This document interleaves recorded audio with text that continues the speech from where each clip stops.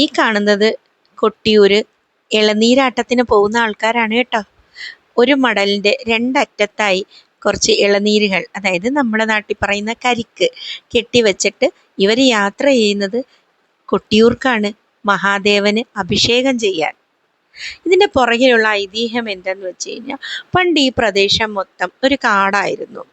ആ കാട്ടിൽ ഒരിക്കൽ ഒരു വേടൻ അയാളുടെ ആയുധമായ അമ്പ് മൂർച്ഛപ്പെടുത്താനായിട്ട് ഒരു കല്ല് ഉരച്ചു.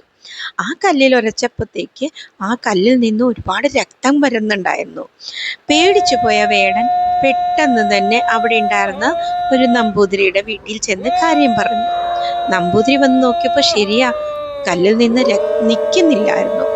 ഉടനെ അദ്ദേഹം അവിടുത്തെ 4 കരയിലുള്ള നായർ സമുദായത്തിൽപ്പെട്ട ആൾക്കാരെ വിളിച്ച് പ്രശ്നം വച്ച് നോക്കിയപ്പോഴാണ് അറിഞ്ഞത്, ഇവിടെയാണ് പണ്ട് ദക്ഷയാഗം നടന്നതും മഹാദേവൻ സ്വയംഭൂവായി അവതരിച്ചതും ഒക്കെ.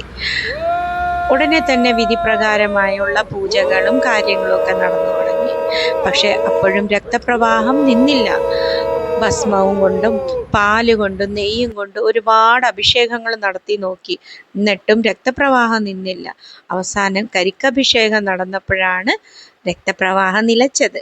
അതിൻ്റെ പ്രതീകാർത്ഥമായി ഇന്നും ഭക്തജനങ്ങൾ ഈ ഇളനീരാട്ടം എന്ന പേരിൽ കരിക്കഭിഷേകം നടത്തി വരുന്നത്.